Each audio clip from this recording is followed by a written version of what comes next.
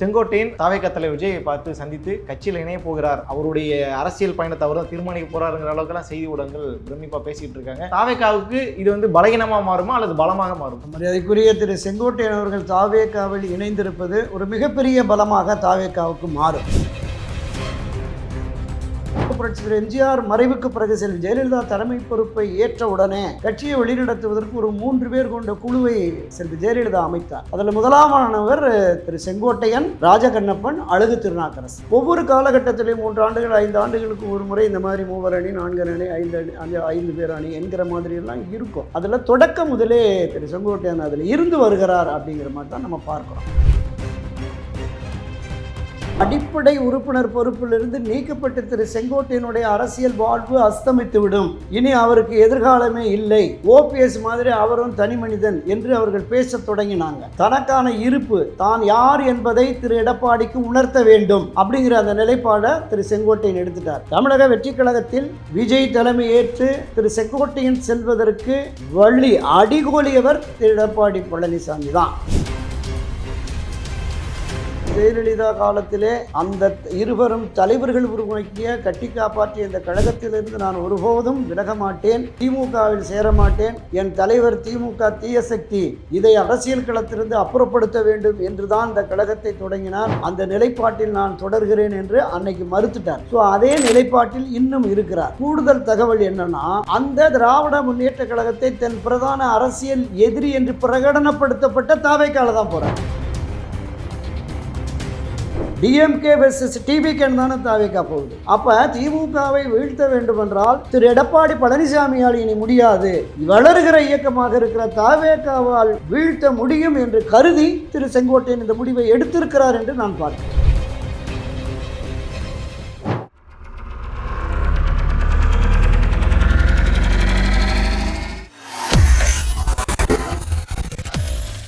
வேலை வேண்டுமா? Blue ocean இருக்கிறது. 10th 12th டிப்ளமோ டிகிரி படித்தவர்களுக்கு உணவு, தங்குமிடம், இஎஸ்ஐ, பிஎஃப் இன்சூரன்ஸ் உள்ளிட்ட சலுகைகளுடன் அனுபவத்திற்கேற்ற நல்ல சம்பளம் 15,000 முதல் 30,000 வரை. பெண்களுக்கு முன்னுரிமை. 2,000க்கும் மேற்பட்ட வேலை வாய்ப்புகள் உள்ளன. இப்போதே தொடர்பு கொள்ளுங்கள். Blue ocean.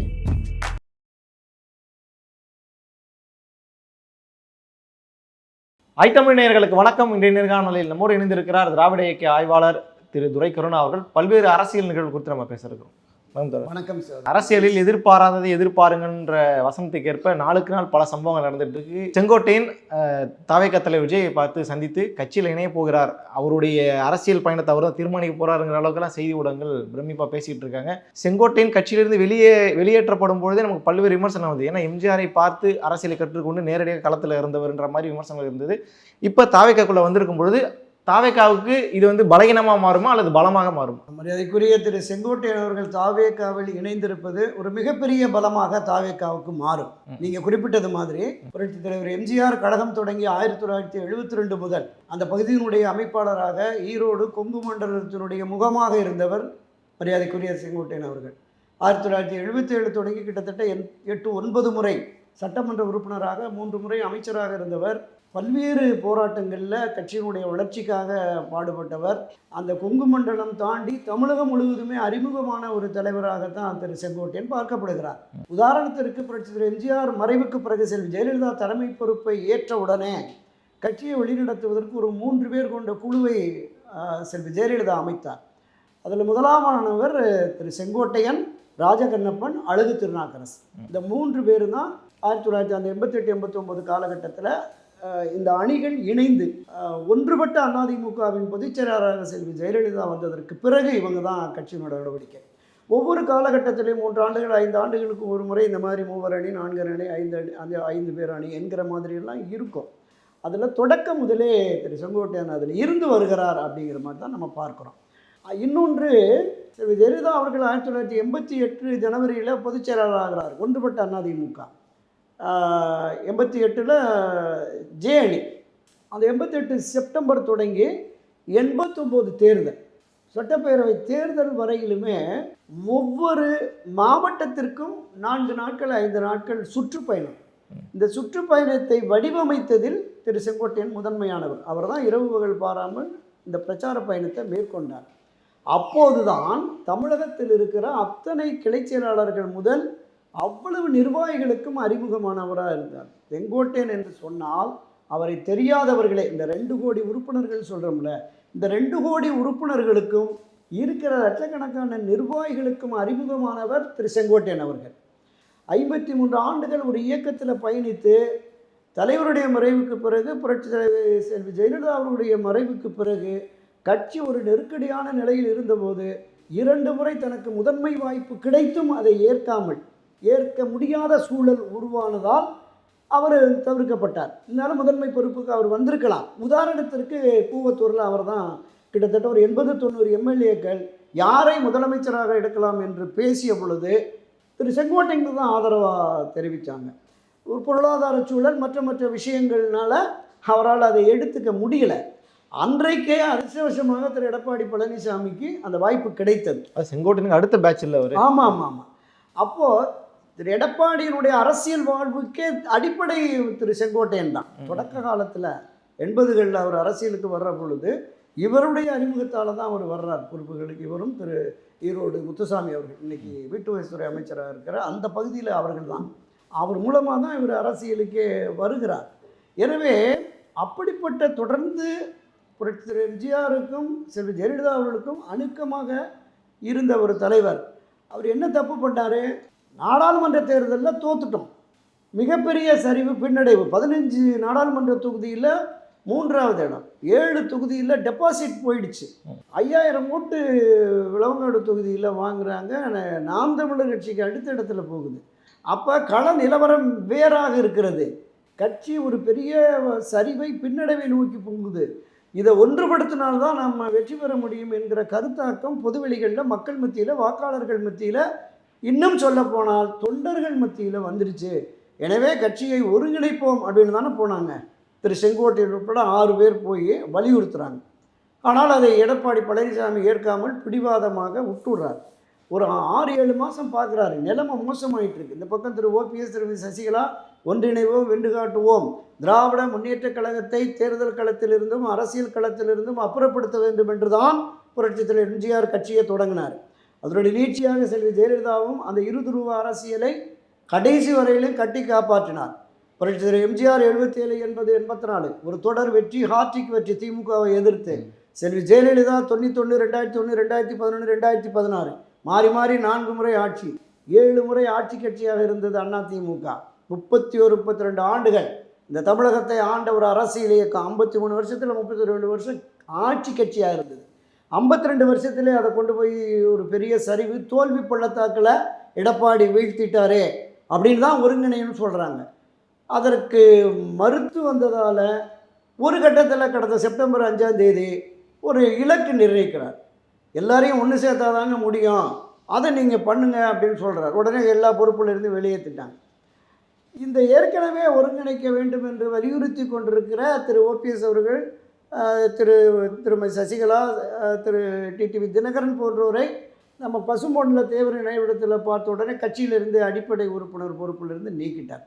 அப்போ அடிப்படை உறுப்பினர் பொறுப்பிலிருந்து நீக்கப்பட்ட திரு செங்கோட்டையனுடைய அரசியல் வாழ்வு அஸ்தமித்து விடும்.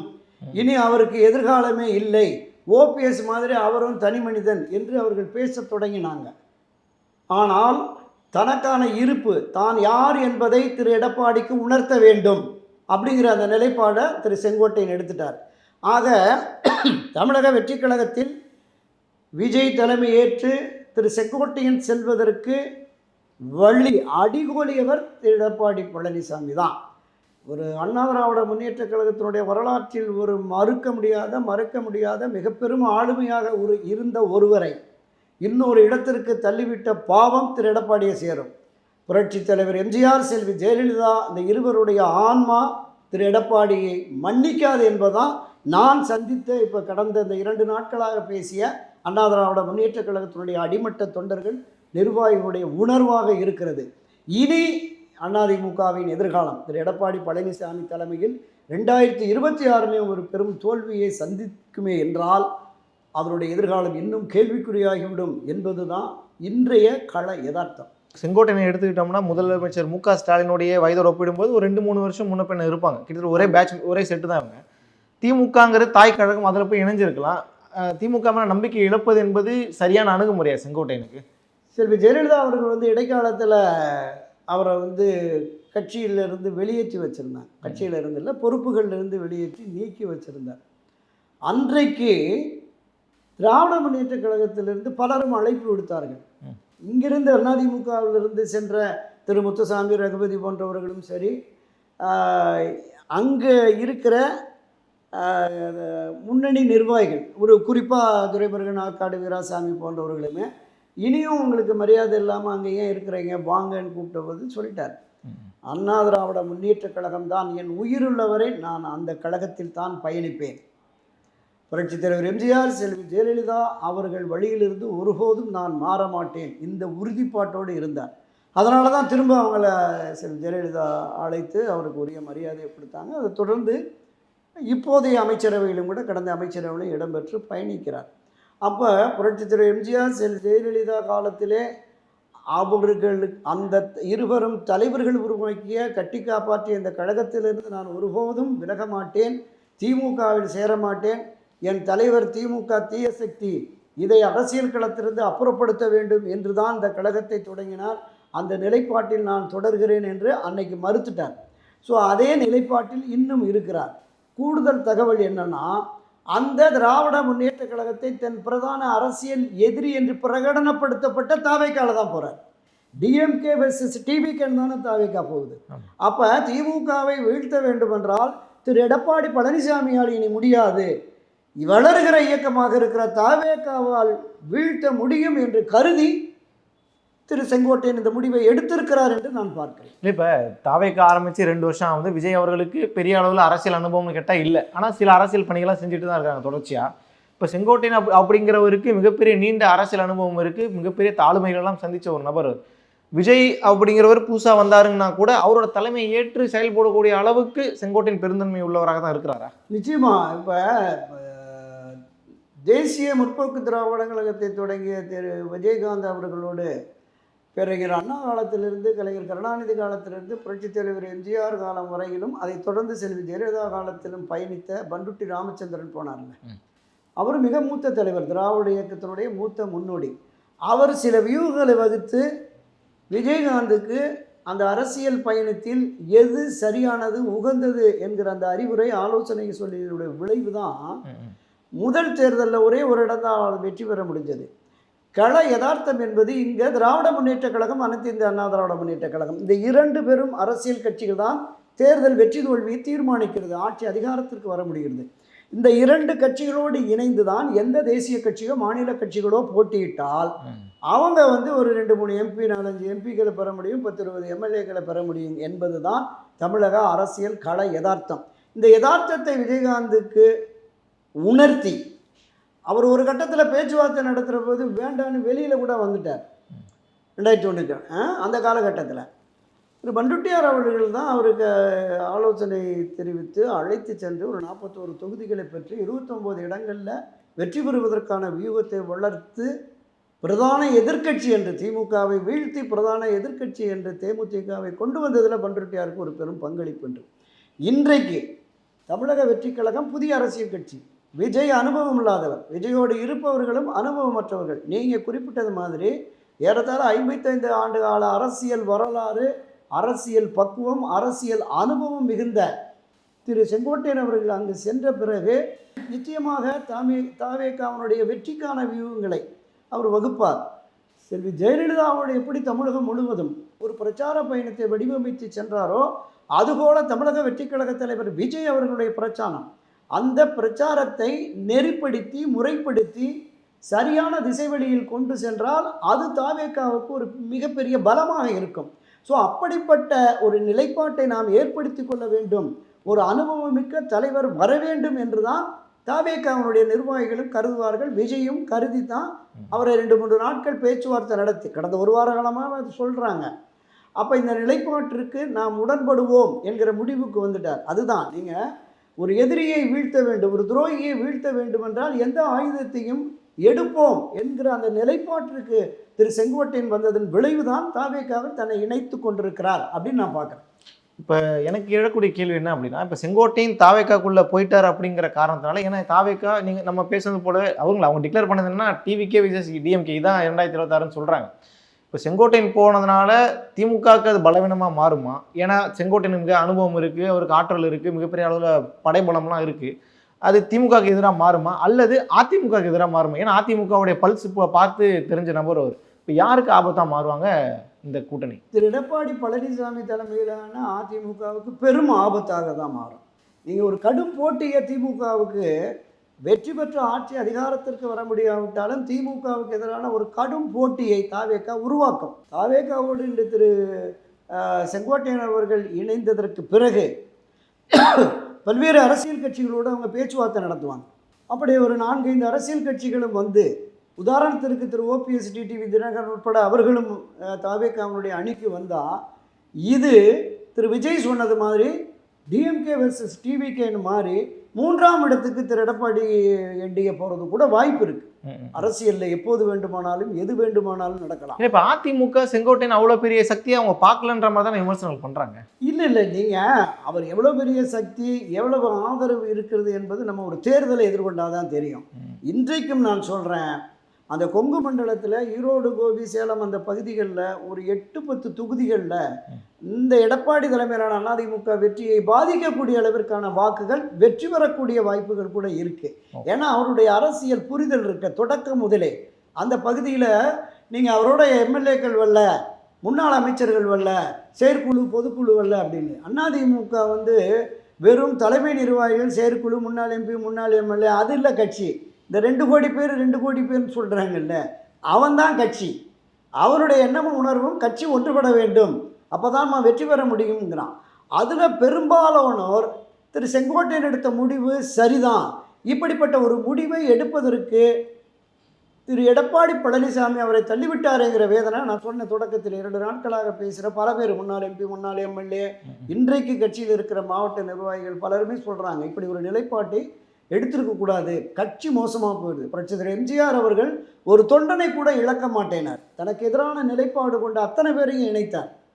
நீங்கள் திமுகவிலிருந்து வெளியேற்றின உடனே புரட்சித்தலைவர் எம்ஜிஆருக்கு எதிராக மிக கடுமையாக விமர்சித்தவர்கள் யார்? நாவலர் நெடுஞ்செழியன், பாவுசா, மாதவன், ராஜாராம், மதுரை முத்து போன்றவர்கள்லாம். அவங்கள எல்லாத்தையும் அரைச்சு கொண்டு வந்து அவர்களுக்கு தலைமை கழக நிர்வாகி தன்னுடைய பொதுச் செயலாளர் பொறுப்பையே வழங்கினார். நாவலர் நெடுஞ்செழியனுக்கு, பாவுசாவுக்கு, ராகவனந்தத்துக்கு, அதே மாதிரி ராஜாராம், மாதவன் உட்பட எல்லோருக்குமே தனக்கு எதிராக 96 ஒரு நிலைப்பாடு எடுத்தாங்க. கோவை செழியன், ஜி விஸ்வநாதன், ஊ பிள்ளப்பன், விருதுநகர் சீனிவாசன், நம்ம இந்திரகுமாரி போன்றவர்கள்லாம் அதிமுக என்கிற மாநில கட்சி அனைத்து இந்திய அதிமுக என்று மாற்றம் பெற ஒரு தீர்மானம் 1996 கோவை பொதுக்குழு நடக்குது. அன்றைக்கு அண்ணாவின் உருவத்தை கைகளில் பச்சை குத்தி கொள்ள வேண்டும் என்கிற முடிவை எடுக்கிறார். இதை எதிர்த்து அவங்க போனாங்க. அவங்களும் கோர்ட்டுக்கு போய் என்னென்னமோ பார்த்துட்டு 6 மாதம் 1 வருஷத்தில் திரும்ப வந்துட்டாங்க. அவர்களையும் அரவணைத்தார். 84 எஸ்.சி. சோமசுந்தரம் அமைச்சராக இருக்கிற பொழுதே முதலமைச்சர் புரட்சித் தலைவருக்கு எதிராக ஒரு போர்க்கொடி தூக்கி தனி கட்சி போய் ஒரு 50-60 இடத்துல நின்று டெபாசிட் போய் வந்தார். அவருக்கு செலவு தொகையை கொடுத்து திரும்ப கட்சியில் சேர்த்துக்கிட்டார் புரட்சித் எம்ஜிஆர். செல்வி ஜெயலலிதா எப்படி 4 அணி போட்டி அதிமுக, எம்ஜிஆர் அதிமுக, புரட்சித் தலைவர் அதிமுக, இப்படி கட்சியின் மூத்த முன்னோடிகள் வெளியில் சென்று கட்சிகளை தொடங்கி இவருக்கு எதிராக கடுமையாக விமர்சித்தார்கள். ஜே அணி, ஜா அணின்னு பிரிந்து எவ்வளோ கடுமையான விமர்சனம். அவ்வளோ பேரையும் அரவணைச்சாங்க. வெளியில் போனவர்களெல்லாம் கொண்டு வந்தாங்க, அமைச்சராக்கினாங்க, சபாநாயகர் ஆக்குனாங்க, கட்சியில் முதன்மை பொறுப்பில் கொண்டு வந்தாங்க. என்ன காரணம்? கட்சி முக்கியம், கட்சியின் வெற்றி முக்கியம், கட்சியின் எதிர்காலம் முக்கியம், கட்சியை நம்பி இருக்கிற தொண்டர்களின் அரசியல் வாழ்வு முக்கியம். வெற்றி முக்கியம் என்றால் அந்த வெற்றி எப்படிப்பட்ட வெற்றி? தேர்தல் களத்தில் திராவிட முன்னேற்ற கழகத்தை வீழ்த்தக்கூடிய வலிமையான வெற்றி பெற வேண்டும். அப்போனா எல்லாரும் ஒன்று சேரணும். அந்த மனப்போக்கு ஏன் திரு எடப்பாடிக்கு இல்லை என்பதுதான் இன்றைக்கு விமர்சனம். எனவே இவர்கள் முயற்சி எடுக்கிறார்கள். திருமதி சசிகலா, திரு ஓபிஎஸ், திரு செங்கோட்டையன். இப்போ முயற்சி எடுக்கிறவங்களால தான் பிரச்சனை, அதனால தான் அவங்க நான் வெளியே அனுப்புகிறேன்னு சொல்லக்கூடிய ஒரு விஷயத்தை பார்த்து நம்ம எப்படி விமர்சனம் பண்ண முடியும்? ஏங்க அவங்கெல்லாம் என்ன பிரச்சனை? கட்சி ஒன்று சேரணுங்கிறது பிரச்சனையா? கட்சி வலிமையாக இருக்கணும்னு சொல்கிறது பிரச்சனையா? ஏங்க தனிப்பட்ட முறையில் திரு எடப்பாடியினுடைய குடும்ப சொத்தா அதிமுக? இந்த கட்சி திரு காளிமுத்து சொல்லுவார், இந்த அண்ணா திராவிட முன்னேற்ற கழகம் என்கிற பேர் இயக்கம் இரத்த தடாகத்திலே பூத்த தியாக தாமரை. ஆயிரக்கணக்கானோர், பல்லாயிரக்கணக்கானோர் மண்டை உடைஞ்சு அடிபட்டு சித்து 16 பேர் தற்கொலை பண்ணான், 6 பேர் திமுகவினரால் படுகொலை செய்யப்பட்டான். எவ்வளோ பெரிய இயக்கம்! இந்த இயக்கம் ஒன்று சேர்ந்தால் தான் திமுக வீழ்த்த முடியும்னு சொன்னால் அது கட்சி விரோத நடவடிக்கை, கட்சி துரோக நடவடிக்கைன்னா ஒட்டுமொத்தமாக இந்த துரோக செயலுடைய ஒட்டுமொத்த குத்தகைதாரராக திரு எடப்பாடி இருக்கிறார் என்பதுதான் என்னுடைய கடுமையான குற்றச்சாட்டு. இதில் எந்த மாற்று கருத்துமே இல்லை. அப்போ இன்னைக்கு செங்கோட்டையன் தாவேக்காவை நோக்கி நகர்வதற்கான காரணமே எடப்பாடி பழனிசாமி முழுக்க அவர் தான். அதனால தான் நான் சொன்னேன், புரட்சித்தலைவர் எம்ஜிஆர் செல்வி ஜெயலலிதாவுடைய ஆன்மா திரு எடப்பாடி பழனிசாமியை மன்னிக்காது. எந்த அளவுக்கு விசுவாசமிக்க தொண்டனாக கட்சியில் தொடக்க முதலே ஏராளமான போராட்டங்களை ஆர்ப்பாட்டங்களை நடத்தி சிறை சென்று அந்த கட்சியை கட்டமைப்பதற்கு கிராமம் ஒரு நாளைக்கு 60-70 ஊர்களுக்கு ஈரோடு மாவட்டத்தில் போய் கொடியேற்றி வைப்பார் இரவு முழுவதும். அந்த காலத்தில் 10 மணியோடலாம் முடிக்கிறது இல்லை. செல்வி ஜெயலலிதா டூரும் அப்படி தான். மாலை நான் தமிழ்நாடு முழுவதும் போனேன், கிட்டத்தட்ட 42,000 கிலோமீட்ரு, நீலகிரி தொடங்கி கன்னியாகுமரி வரைக்கும், ஒரு மாவட்டத்துக்கு 4 நாள் 5 நாள், மாலை 4 மணிக்கு தொடங்கி இரவு முழுவதுமே ஒரு 60-70 இடங்களை கொடியேற்றுறது, ஒரு 10-30 இடங்களில் உரையாற்றுறது. நாங்கள் அந்த இருப்பிடத்துக்கு வர்ற போது எல்லாம் வாசல் தண்ணி தெளித்து கோலம் போட்டுக்கிட்டு இருப்பாங்க. அப்படி ஒட்டுமொத்தமாக ஒரு இரவு முழுவதுமே அந்த பயணத்தை வடிவமைத்து மறுநாள் காலையில் 10 மணிக்கு நிர்வாகிகளை கூப்பிடுவார். எந்த ஏரியா போகிறோன்னா அந்த ஏரியாவுக்கெல்லாம் போவார். 2 மணி நேரம் அந்த ரூட்டு போயிட்டு திரும்ப வந்து 1 மணி நேரம் தூங்க மாட்டார்.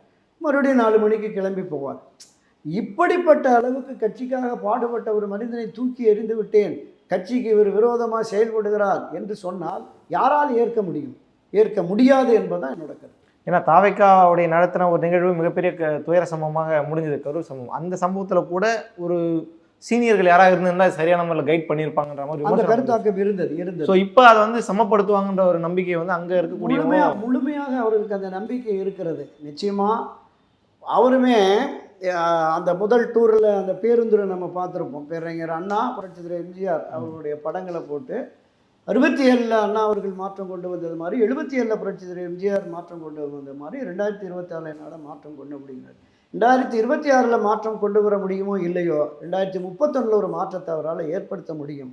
ஏன்னா இந்த இப்போ ஒரு குறைந்தபட்சம் ஒரு 18-20% அளவுக்கு வாக்குகளை பெற முடியும் அப்படின்னு நாம் சொல்லலை, பல்வேறு கருத்து கணிப்புகள் சொல்லுது. என்னுடைய கணிப்பு தாவேக்காவுக்கு, என்னுடைய கருத்து கணிப்பு என்பது நிச்சயமாக ஒரு 8-10% இருக்கலாம் அப்படிங்கிற மாதிரி தான். அதுவே ஒரு பெரிய வாக்கு சதவீதம் தான் முதலாக. ஏன்னா அரசியலுக்கு வந்த பல கட்சிகள் 2%, 4%, தேமுதிகவே 2% தொடங்கி தான் 8-10% வந்தது, அப்புறம் சரிஞ்சிருச்சு. இப்போ இவருக்கு இனி சரிவுக்கான வாய்ப்பு இல்லை. தாவேக்காவுக்கு வயதும் இள வயது, எனவே இவரால் பயணிக்க முடியும் அப்படிங்கிற மாதிரி. அப்போ பயணிப்பதற்கு அனுபவம் வாய்ந்த, அரசியல் அனுபவம் வாய்ந்த, பக்குவம் பெற்ற பல தேர்தல்களை எதிர்கொண்ட 1977 முதல் 2021 வரைக்கும் எல்லா தேர்தல்களையும் எதிர்கொண்ட ஒருவர் நமக்கு வருவது, நம்மிடம் இருப்பது நமக்கு வளர்ச்சிக்கு உகந்தது என்கிற கருத்தாக்கத்தின் அடிப்படையில் தான் கொண்டு வந்திருக்காங்க.